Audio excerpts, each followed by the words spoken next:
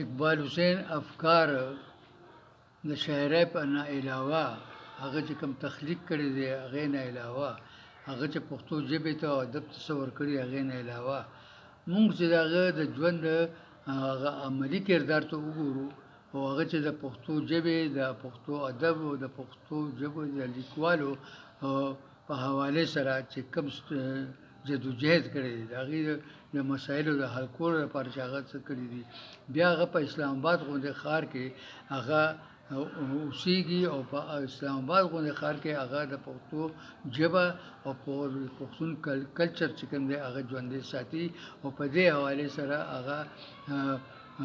ټول ځان هغې ته وقف کړی دی هغه پروګرامونه کوي او هغه کله یو ځای کې کوي کله اکیډمي ادبیات کې کوي کله بل ځای کې کوي خو د دې ټولو تقریباتو مرکز او محور چې کوم دی هغه اقبال حسین افکار دی او ځکه دلته په اسلام آباد کې خلک هسې وایي چې اسلام آباد د پښتنو ښار دی د آبادۍ په لحاظ سره هم خو د پښتو ادب او د پښتون کلچر په حوالې سره چې وګوره بیا د اقبال حسین افکار غوندې خلکو چې هلته چې کوم کار کړی دی د ژبې او د ثقافت په حوالې سره نو یقینا چې کوم سړی دا ویلی شي دا ښار چې کوم دی دا خو مرکزي ښار دی دارالحکومت دی خو دلته چې کوم دی د پښتو ژبه او پښتو ثقافت ژوندي ساتلو لپاره د پښتنو لیکوالو خپلې ذمهوارۍ پوره کړې دي هغې کې مرکزي کردار او اهم کردار او فعال کردار چې کوم دی هغه د اقبال حسین افکار دی هغه په اسلام آباد کې اوسېږي خو چې کله د پښتو څه مسله راغله د پښتو ژبې ته څه دغه راپېښ شوي دي مخې ته نو هغه پاڅېدلی دی هغې لپاره متحرکه ادارو ته تللی دی هغه مسلې حل کولو لپاره کوشش کړی دی بیا هغه د پښتونخوا په صوبه کې هر ځای ته هغه ځان رسولی دی چې کوم ځای کې ادبي تقریبات دي کوم ځای کې کانفرنس دی کوم ځای کې سیمینار دی هغې سره په بلوچستان کې په کویټه کې په دغه علاقو کې یا افغانستان کې نو چېرته چې کوم دی د پښتو ژبې د خدمت موقع راغلی ده نو اقبال حسین افکار د ټولو نه مخکې هلته رسېدلي او خپل کار کړی اقبال حسین افکار چې کوم دی یو نه ستړي کېدونکی لیکوال دی یو ډېر محنتي تخلیقکار دی او یو د پښتو ژبې سره د جنون تر حده چې کوم ده هغه مینه ده او هغه خپل جیب نه پیسې خرڅ کوي خو هغه چې کوم دی دغه د پښتو ژبې د پښتو ادب د پښتنو ادیبانو د لیکوالو هغې لپاره د هغې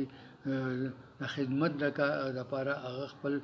ټول وختونه قربان کړي دي خپل ټول ارمانونه یې قربان کړي دي خو هغه چې کوم دغه یو ارمان چې د پښتو ژبه او پښتون ثقافت او پښتون لیکوال او پښتون قام دی ژوندی وي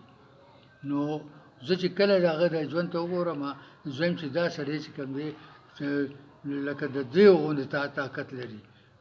د دیو په شان چې کوم دی دومره قوت لري چې هر ځای ته ځان رسوي او نه چا نه یېرېږي او نه څه د هغه څه نغښته دی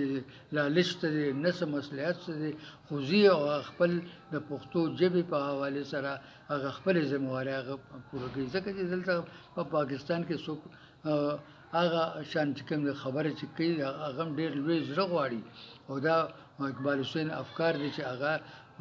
بغیر د څه یېرې ډرې بغیر د څه لالچ نه هغه چې کوم دی د پښتو ژبې لپاره د پښتو ادب د ودې لپاره او د پښتنو ادیبانو د مسلو د حل کولو لپاره او بیا چې د کله کله پښتو کتابونه چاپ شي بیا د هغې کتابونو د مخکتنې تقریبات هغې په اسلام آباد غوندې ښار کې کوي چې ډېر ګران بیه ښار دی او بیا هلته مشاعرې هم هغې کوي هغې نه علاوه ریډیو ټي وي دپاره هم هغه خپل خدمات وړاندې کړي دي نو هغه لګیایي په دې ټولو حوالو سره چې کوم دی د پښتو ژبې او ادب چې کوم دی په لړ کې چې کوم دی د هغه خدمات زه چې ګورم دا سړی چې کوم دی په یوازې تن چې کوم دی دی لګیا یقینا چې د اسلام آباد ډېر لیکوال به ورسره په دې کې مدد کوي تعاون به هم ورته کوي خو هغه په دې وجه کوي چې دا سړی په خپله مخکې ځي نو ځکه ورسره دا خلک راځي چې ده کې دا قوت نه وي دا حرکت ده کې نه وي نو بیا زما خیال نه دی چې دا نور کسان به ده پسې راغلي وي خدا دا هغه خپل د غشته دی چې هغه خلک ځان پسې راخکلی شي او دا کمې طریقې سره کم اخلاص سره کم محبت سره هغه د خپل ژبې او د خپل قام د خپل وطن خدمت کوي. دا زما خیال دی د هغې مثال نشته دی.